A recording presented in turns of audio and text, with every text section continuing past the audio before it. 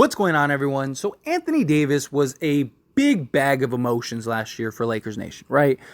This is a guy who led the league in 30 and 15 games. He also led the league in 35 and 15 games and was the best defensive player in the league last year by like every metric. But he also disappeared a lot on the defensive end. And when he was on, he's the best player in the league. Like, the guy is ridiculous. The things that he's able to do, the way he is able to play, the impact that he has on both sides of the ball, there's not really anybody else like him.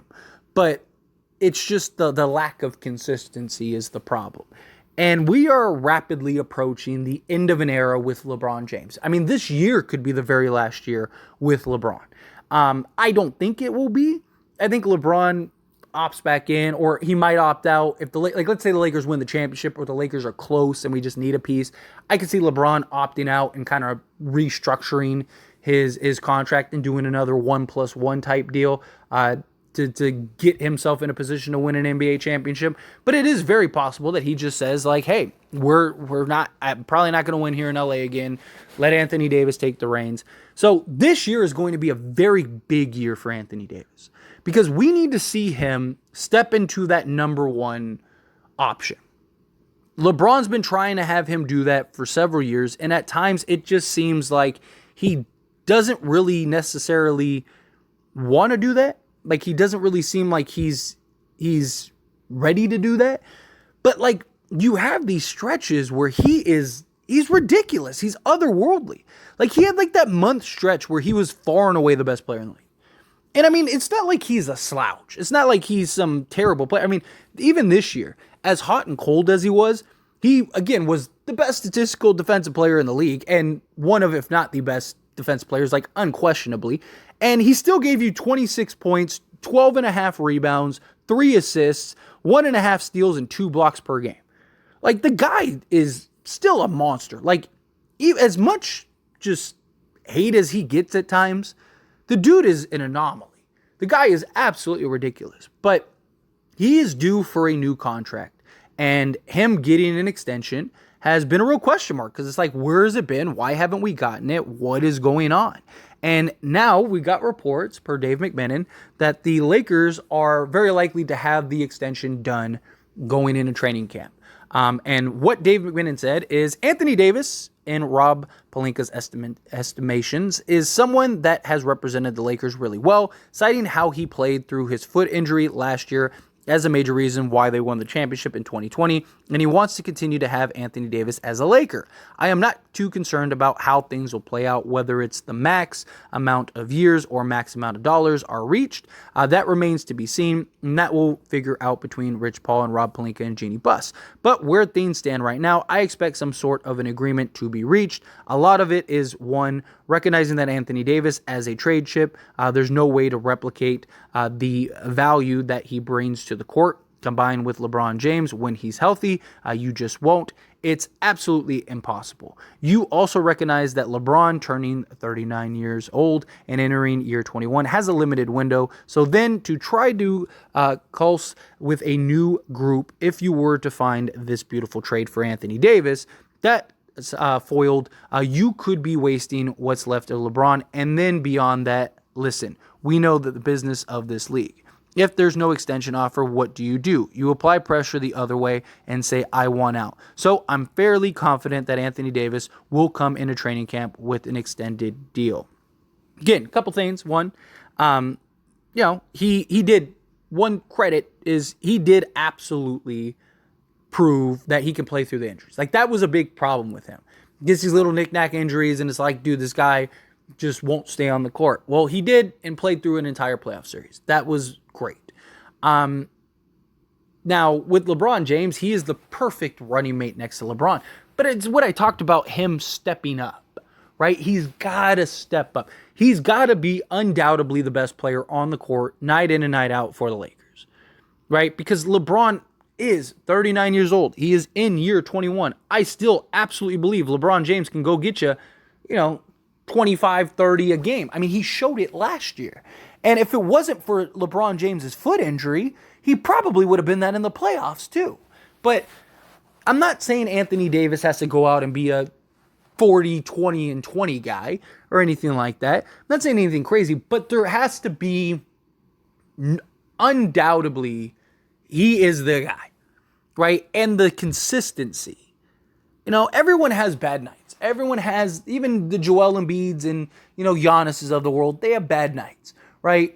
It's just how frequently are you having a bad night for one, and what do those bad nights look like, right? Like Anthony Davis, his bad nights at times are bad.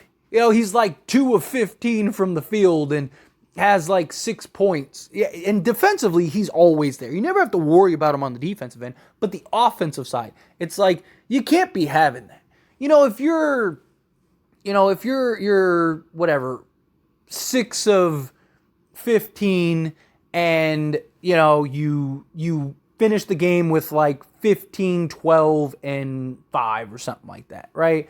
Okay, like it was a bad game, not a big deal.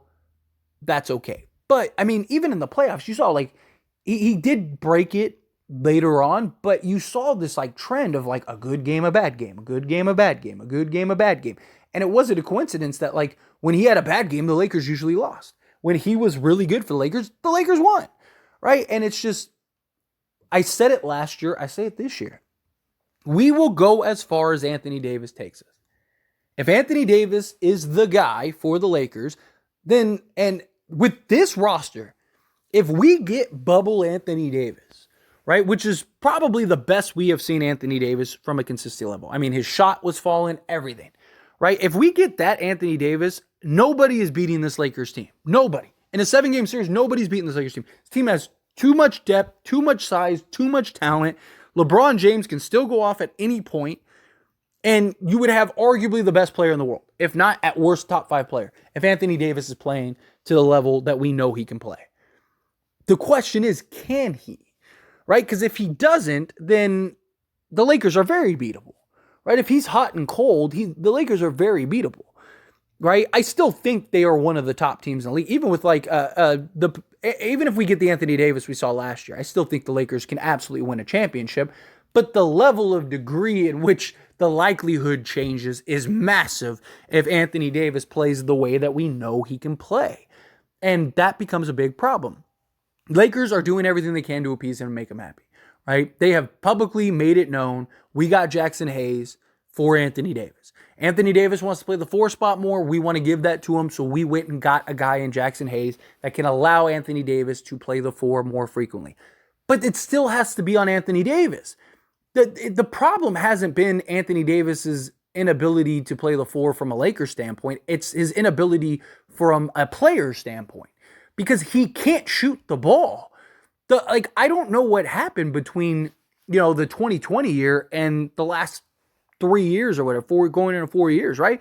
Like, he went from a guy that was automatic from 15 out, right? I mean, dude, the guy's mid-range was lethal. He was knocking down the 3-point shot at an efficient clip. I mean, he wasn't like 50% or anything or something crazy like that, but he was good enough to where he was a real threat from 3, and he could play the 4 and stretch the floor, right? But since then, he just hasn't been able to replicate that. He's been terrible shooting the ball, right? And so if Anthony Davis continues to shoot poorly, how can you play him at the 4, right? Because then all of his shots are going to have to be at the rim, or he's going to end up having a lot more of those like 6-point nights, right? And then we need him to be able to be a mid-range threat, to where you can give the ball to him on the elbow and let him get to work and let him pull up and elevate over guys like what we saw in 2020. It worked because he could shoot. And you had Anthony Davis, or you had Dwight Howard and JaVale McGee to clean up any potential misses. But Anthony Davis, more times than not, was knocking those down, right? Like, that was the difference. And unless he can be that guy again, it's going to be hard to play him heavy minutes at the 4. It just is, right? Because we need him to be a guy that can come in and really just do a little bit of everything, right? Like, in that bubble year, right? The year that they won the championship, Anthony Davis wasn't like super elite from 3, shot around league average on 4 attempts per game, but the last 3 years, he's been 26%, just under 19%, and then last year was 26%. The guy went from like 34%, which is still under league average, but for a center, that's really good. But he went from basically league average to just atrocious from 3. But all of his 2-point shots in that 2020 year, he was dead on. He was shooting 55% from that. And again, that bubble year, he had an EFG of almost 54%. His free throw shooting was better, right? I mean, that year, his free throw shooting, he was an 85% free throw shooter. He hasn't been 80%. He was close this year. He was 78.4%, but he hasn't been 80% since then, right? Like, all of these things are the difference between him having to play center or not. And he's still going to play center. He's still going to, probably play 15, 20 minutes a game at center. But with this Lakers roster, you should be able to keep his minutes down, which is good. And then you should be able to allow him to have different looks, different lineups, different sets. And it's up to him to thrive, right? It's up to him to do what is necessary to put the Lakers in position to go win an NBA championship. Because again, we go as far as Anthony Davis takes us. LeBron, I still expect LeBron to be great. I still think he is capable of it. But you can't ask him to be the best player on this roster night in and night out for 82 games and then the playoffs. You just can't, right? But if LeBron James can kind of coast and Anthony Davis is clearly the number one option, you have Rui Hachimura, you have Austin Reeves, you have D'Lo, you have several guys that are more than capable of handling the workload on a nightly basis alongside of AD. So where LeBron James can just be a 20-point-a-game guy, right? LeBron can just be 28-8. I absolutely believe that he can be. But you need Anthony Davis to be Anthony Davis, the arguably best player in the league, Anthony Davis. Will he do that? Time will tell. But anyway, as always, this is a discussion, so I pass the question on you. Let me know your thoughts and opinions down in the comments below. What do you think? Do you think he does it? Do you think he doesn't? What do you think his extension will look like? Think it's the max? However you feel, whatever your thoughts are, love to hear it. Let me know.